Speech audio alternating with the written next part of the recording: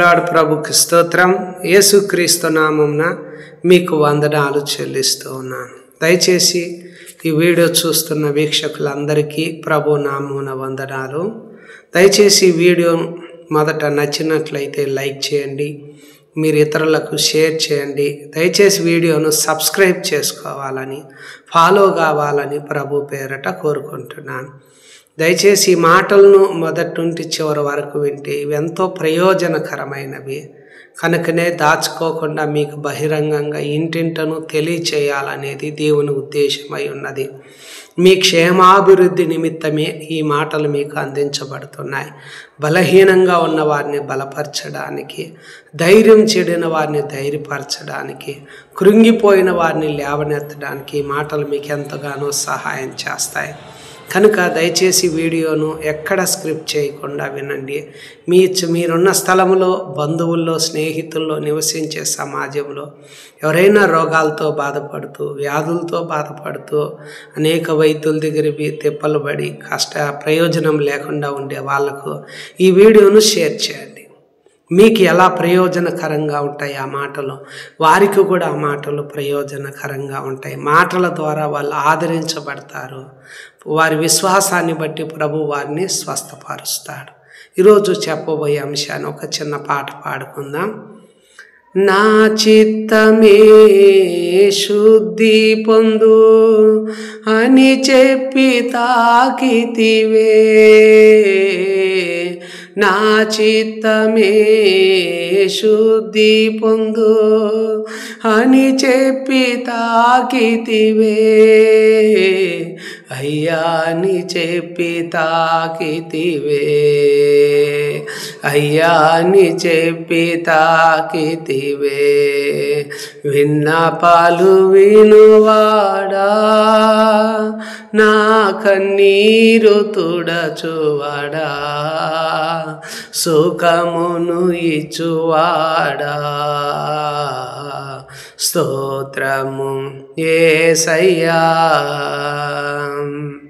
దయచేసి వాక్యాన్ని శ్రద్ధగా వినాలని ప్రభు పేరట మిమ్మల్ని కోరుకుంటున్నా. ఒక కుష్ఠరోగి యేసు దగ్గరికి వచ్చి ఆయన ఎదుట మోకాలుని, ప్రభువా నీకిష్టమైతే నన్ను శుద్ధినిగా చేయగలవని ఆయనను వేడుకొనగా అన్నాడు. ఈరోజు ప్రభు ఆడేమంటున్నాడంటే, కుష్ఠరోగి యేసు దగ్గరికి వచ్చి నీకిష్టమైతే నన్ను శుద్ధినిగా చేయండి. ఈడ రాయబడిన మాట ఏమిటంటే, ఈరోజు అతను ఎందుకు ఆ మాట అంటున్నాడంటే, ఆ దినాల్లో కుష్ఠరోగిని సమాజము బయట వెలివేసేవారు. వారు అందరూ అతన్ని అసహ్యించుకునేవారు, ద్వేషించేటువంటి వారు, నిందించేటువంటి వారు. ఎవరు అతనితో సహవాసం చేయరు. మరియు అతను ఎక్కడ సమాజము నుండి నిషేధింపబడిన వాడు, వెలివేయబడినటువంటి స్థితిలో ఉన్నాడు. ఈరోజు ఈ వాక్యం వినేటువంటి అనేక మంది నీవు నివసించే స్థలములో నువ్వు ఇలాంటి పరిస్థితులు, అనగా బయట పారవేయబడి మనుషుల చేత తొక్కబడుతూ మరి దేనికి పనికిరారు అనేటువంటి స్థితిలో నువ్వు ఉన్నావేమో. మనుషుల చేత నువ్వు ఎలాగ ఉంటున్నావని వాక్యం చెప్తుంది. పారవేయబడిన వెలివేయబడిన పరిస్థితి, మరియు మనుషుల చేత తొక్కబడుతూ, అనగా గాయపరచబడుతూ, అవమానించబడుతూ, నిందింపబడుతూ, దూషింపబడుతూ, హేళన చేయబడుతూ, తిరస్కారాలు చేయబడుతూ, నిన్ను సమాజంలో నుండి కుటుంబాల్లో కానీ, బంధువులు కానీ, స్నేహితులు కానీ వెలివేయబడిన స్థితిలో, తోసివేయబడినటువంటి పరిస్థితుల గుండా నువ్వు వెళ్తున్నట్లయితే ప్రభువు నీతో చెప్తున్నది ఏమిటంటే, ఆ కుష్ఠరోగి అన్నట్లుగా, ప్రభువా నీకు ఇష్టమైతే నన్ను శుద్ధినిగా చేయగలవు అంటున్నాడు. కనుక దయచేసి ఈ మాటలు ప్రభు మనతో చెప్తున్నటువంటి అర్థం ఏమిటి అనే విషయం మనం చూసినట్లయితే, 14వ వచనంలో ప్రభు మనతో ఏం చెప్తున్నాడు అనే విషయం చూసినట్లయితే, దయచేసి ఎప్పుడు దేవుడు ఒక వ్యక్తి మీద శుద్ధినిగా ఆయన కనికరపడ్డాడంట. ఏమన్నాడు? నీకిష్టమైతే నన్ను శుద్ధినిగా చేయగలవని ఆయనను వేడుకున్నప్పుడు ఆడ యేసు ఏం చేశాడు? ఆ వ్యక్తి మీద కనికరపడ్డాడు. ఎప్పుడు ఒక వ్యక్తి మీద యేసు కనికర పడతాడంట రాయబడినటువంటి మాట, రాయబడినటువంటి మాట ఏమిటినంటే, ఆయన వచ్చి ఆ గొప్ప సమూహమును చూసి వారి మీద కనికరపడి వారిలో రోగులైన వారందరినీ స్వస్థపరిచాను. ఎప్పుడు యేసుని ఈ వీడియో చూసి నీ మీద కనికరపడతాడు తెలుసా? అక్కడ యేసు వారు వెళ్ళాల్సిన ఫలానా వ్యక్తి యోహాను మరణించాడని తెలుసుకొని యేసు అరణ్య ప్రదేశానికి ఏకాంతానికి వెళ్ళారు. జన సమూహము పట్టణాల్లో ఉన్నారు. యోహాను మరణించాడని తెలుసుకున్న సమాచారము వారి చెవుల్లో పడినప్పుడు వారు ఏం చేశారంటే, మరణించే తావుకు వెళ్ళాల్సింది పోయి యేసుని వెంబడిస్తూ వెళ్తూ ఉన్నారు. అది ఏమి రాయబడినటువంటి అంటే, పట్టణాల నుండి కాలినడకను యేసు వెంబడి వెళ్ళారంట. చూడండి, ఈరోజు ఈ వీడియో చూసే నీవు యేసు దగ్గరికి నీవు వచ్చినప్పుడు, నీ చుట్టూ నువ్వు యేసుని వెంబడించాలన్నప్పుడు అనేక సంగతులు నీ చెవిలో పడతాయి. ఈరోజు ఫలానా పనికి నువ్వు రావాలి, లేకంటే బంధువుల ఇంటికి నువ్వు రావాలి, మళ్ళీ లేకపోతే ఈ కార్యానికి మనం వెళ్ళాలి, ఫలానా చోటికి వెళ్ళాలి, దయచేసి నువ్వు రావాలనే సంగతులు నీ చెవిలో పడతాయి. అలాంటి సమయంలో కూడా నువ్వు ఆ రోజు యోహాను చనిపోయాడని తెలిసినప్పుడు జన సమూహాలు అక్కడికి వెళ్ళకుండా యేసు వెంబడి కాలినడకన ఆయన వెంబడి వెళ్ళినట్లు నీవు కూడా ప్రభువు దగ్గరకు వెళ్ళినట్లయితే ప్రభువు ఏం చేస్తాడంటే, నిన్ను చూసి నువ్వు ఎంత దూరం నుండి వచ్చావు, ఎంతసేపుల మందిరంలో నువ్వు కూర్చున్నావు, నీ పరిస్థితి ఏమిటి, నిన్ను చూసి నీ మీద కనికరపడి మీలో రోగులైన వారందరినీ స్వస్థపరుస్తాడు. దయచేసి ప్రభువుకు రోగాల మీద అధికారం ఉంది అనే విషయాన్ని మనం తెలుసుకోవాలి. దేవుని కనికరం మన మీదకు రావాలి. ఓ చోట ఉపవాసముతో ఉన్నప్పుడు ప్రభు వారిని కనికరపడ్డాడు. వారిని ఖాళీగా పంపించడం ఆయనకి ఇష్టం లేదు. ఎక్కడ మార్గములో మోర్చపోతారోనని దూరం నుండి కొద్దిమంది జనులు వచ్చింటే వారందరినీ 5 రొట్టెలు 2 చేపలు 5,000 మందికి పంచిపెట్టి వారిని తృప్తిగా పంపించినాడు. ఈ వీడియో చూసే నీవు కూడా ప్రభు దగ్గరికి ఎప్పుడైతే వస్తావో ప్రభు నీ మీద కనికరపడి మీలో రోగులైన వారందరినీ కూడా ప్రభు ఏం చేస్తాడంటే స్వస్థపరుస్తాడని దేవుని వాక్యం మనకు స్పష్టంగా చెప్తుంది. మరొక మాట చూసినప్పుడు లూకాసు వార్త 4వ అధ్యాయంలో రాయబడినటువంటి ఆ మాట ఏమిటనే విషయం చూస్తే ఆయన కనికరపడి ఏం చేశాడు తెలుసా? ఆ వ్యక్తి మీద వాని చెయ్యి ముట్టగా అని రాయబడింది. అక్కడ ఆ వ్యక్తి మీద చెయ్యి చాపినాడు. ఇక్కడ ప్రభు సూర్యుడు అస్తమించే సమయంలో నానావిధ రోగాల చేత పీడింపబడే వారందరూ ఎవరెవరి దగ్గర ఉండురో వారందరూ కూడా ఆ రోగులను యేసు దగ్గరకు తీసుకొని వచ్చారు. అప్పుడు ఆయన వారిలో ప్రతి వారి మీద చేతులుంచి వారిని స్వస్థపరిచినాడు. చూడండి, సాయంకాల సమయంలో సూర్యుడు అస్తమించే సమయంలో ఆ గ్రామంలో ఎక్కడెక్కడ రోగాలతో ఉన్నారో వాళ్ళందరినీ యేసు దగ్గరికి తీసుకొని వచ్చారు. అప్పుడు యేసు ప్రతి వ్యక్తి మీద రోగుల మీద చేతులుంచి వారందరినీ స్వస్థపరిచినాడు. మరి అంతేగాక వారిలో ఉన్న దెయ్యాలు కూడా దేవుని కుమారుడని కేకలు వేసి వదిలిపెట్టి వెళ్ళిపోయినాయి. ఎందువల్ల అంటే ఆ దెయ్యాలకు తెలుసు ఆయన క్రీస్తు అని వాటికి తెలిసి ఉండను గనక వాటిని గద్దించి ఆయన మాట్లాడనీయలేదు. యేసయ్య కుష్ఠరోగి మీద కనికరపడి ఆయన చెయ్యి ముట్టగానే ఏమైంది తెలుసా? నాకిష్టమే, నువ్వు శుద్ధుడవు కమ్ము అనగానే వెంటనే కుష్ఠరోగం ఆ వ్యక్తిని విడిచిపెట్టి వెళ్ళిపోయింది.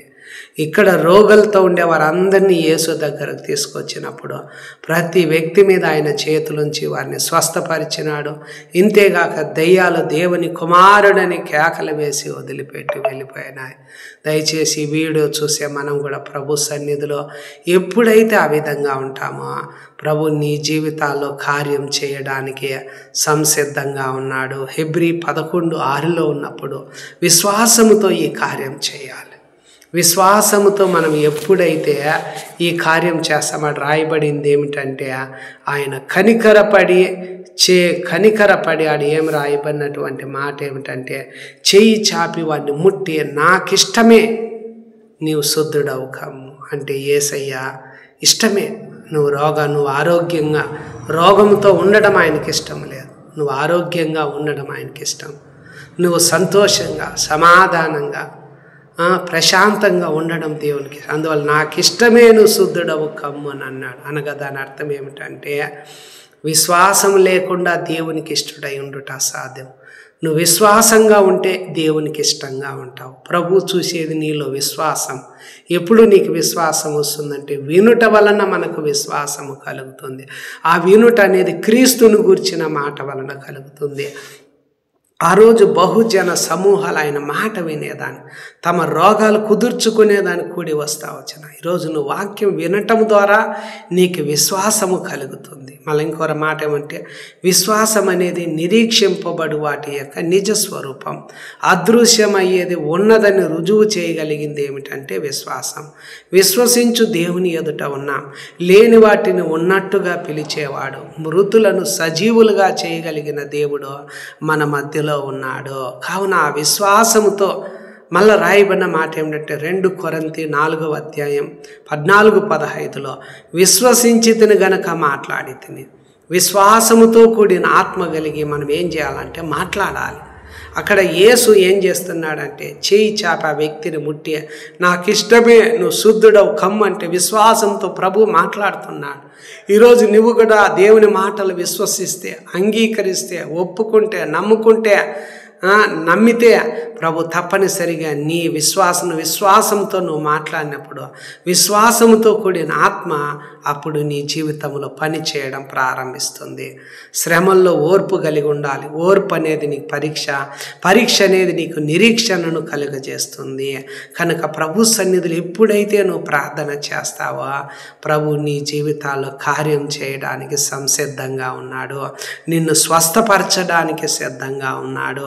ఆ వ్యక్తిని నాకు ఇష్టమే నువ్వు శుద్ధుడవు కమ్మనగానే వెంటనే కుష్ఠరోగం, నువ్వు విశ్వాసంతో మాట్లాడినప్పుడు, లేని వాటిని ఉన్నట్టుగా నువ్వు పిలిచినప్పుడు, అదేవిధంగా నిరీక్షింపబడు వాటి యొక్క నిజ స్వరూపము నువ్వు దేవుని సన్నిధిలో దేవుడు ఆ కుష్ఠరోగిని ముట్టి బాగు చేసినట్లు నన్ను ముట్టి బాగు చేస్తాడు, నన్ను స్వస్థపరుస్తాడు అని విశ్వాసముతో నువ్వు మాట్లాడినప్పుడు నీ విశ్వాసమే నిన్ను స్వస్థపరుస్తుంది.